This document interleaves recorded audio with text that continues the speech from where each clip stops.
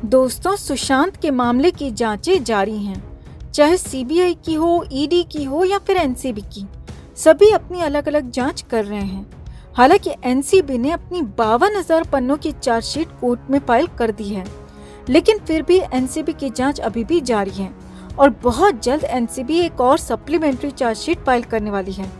लेकिन इस बीच बड़ी खबर ये है दोस्तों कि सीबीआई ने भी अपनी चार्जशीट तैयार कर ली है। जी हाँ, सीबीआई की चार्जशीट करीब करीब तैयार हो चुकी है और इसे कोर्ट में दाखिल करने की तारीख भी मांगी गई है। और इसे ही लेकर कुछ दिन पहले देश के बड़े वकील सुब्रमण्यम स्वामी ने भी बड़ा इशारा किया था, जिसके बाद बड़ी खबर चार्जशीट और उसमें शामिल आरोपियों को लेकर आई है। और बड़ी खबर ये भी है दोस्तों कि सीबीआई ने इसे लेकर कोर्ट से तारीख मांगी है। एक और बड़ी बात यह है कि इस चार्जशीट में 5 नाम शामिल हो सकते हैं, जिन पर सबसे गंभीर आरोप हैं, सबसे बड़े आरोप हैं। तो क्या है पूरा मामला, क्या है चार्जशीट के अंदर और कौन सी है इंसाफ वाली वो तारीख, आपको बताते हैं सब कुछ।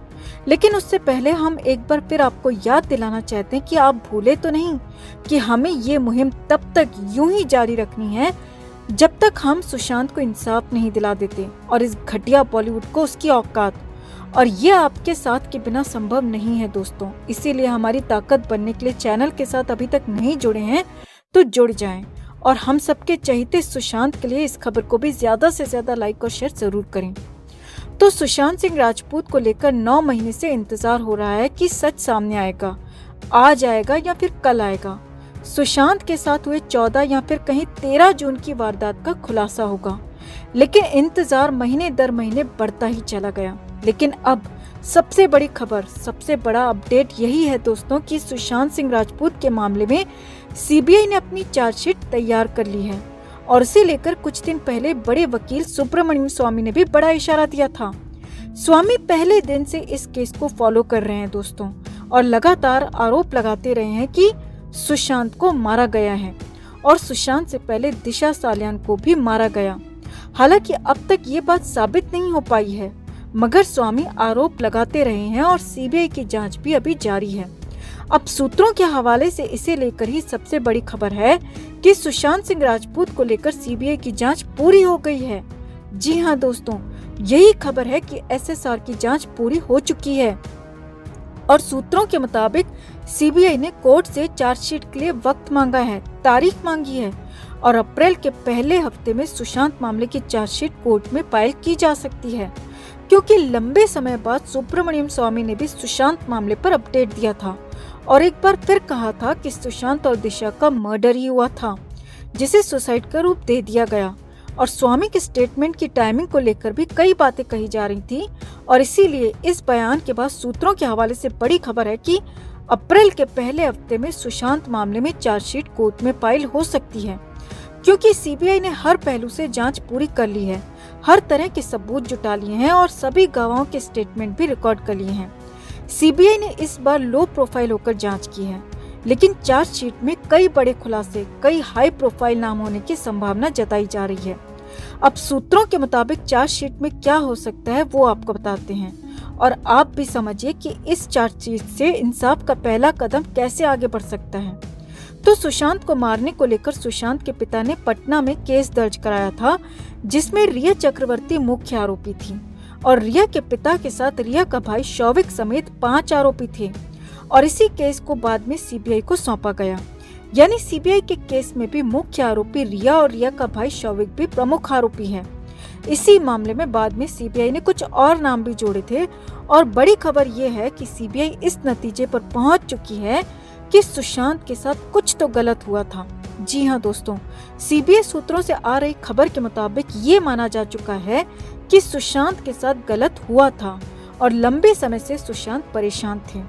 सूत्रों के मुताबिक चार्जशीट में ये भी लिखा गया है कि सुशांत फिल्म इंडस्ट्री छोड़ना चाहते थे, जिसे लेकर पहले भी कई बातें आई थीं।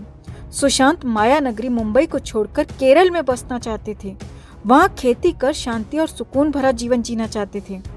चार्जशीट में ये भी लिखे होने की संभावना है कि रिया ने ही सुशांत को मुंबई छोड़ने से रोका था और उसी दबाव में सुशांत मुंबई के फ्लैट में रह रहे थे। हालांकि कुछ महत्वपूर्ण बातों का पता चलना अभी भी बाकी है।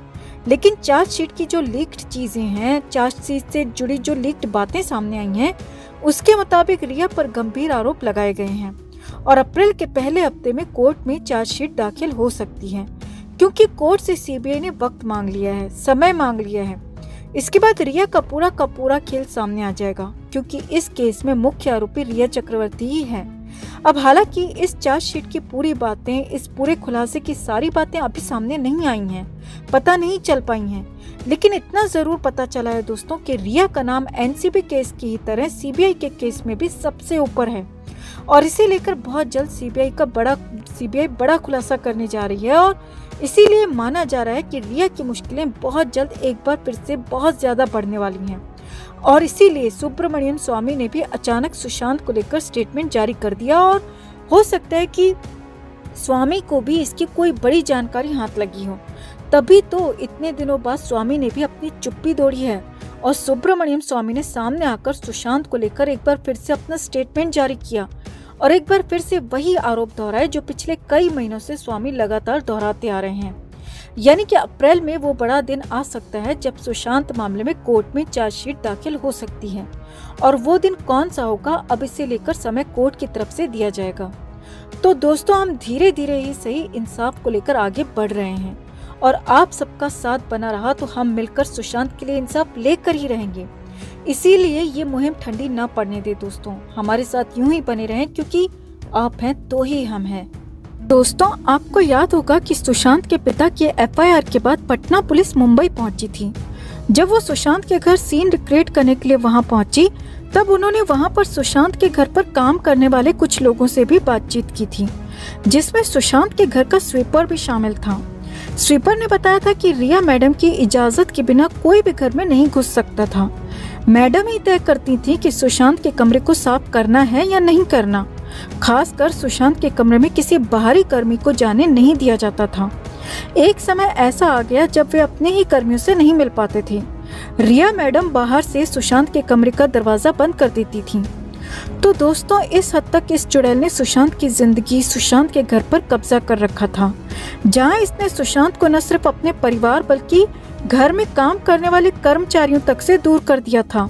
उन्हें सबसे कट ऑफ कर एकदम आइसोलेट कर दिया था और अकेले में उन्हें न जाने किस तरह की दवाइयां देकर, इंजेक्शंस देकर एकदम बेसुध कर रखा था। इतने सबूत, इतने गवाह हैं इस चुड़ैल के खिलाफ, फिर भी न जाने किस बात का इंतजार हो रहा है। आप इस मामले पर क्या कहना चाहेंगे दोस्तों, कमेंट में जरूर बताएं और ये ना भूलें कि हमें सुशांत के लिए आवाज उठाते रहना है जब तक उन्हें न्याय नहीं मिल जाता, जब तक ये चुड़ैल सलाखों के पीछे नहीं पहुंच जाती। तो इस लड़ाई में हमारी ताकत बढ़ाने के लिए चैनल के साथ अब तक नहीं जुड़े हैं तो जुड़ जाएं। जस्टिस फॉर सुशांत के लिए इस खबर को ज्यादा से ज्यादा लाइक और शेयर जरूर करें। हर अपडेट के लिए बने रहें हमारे साथ, क्योंकि आप हैं तो हम हैं।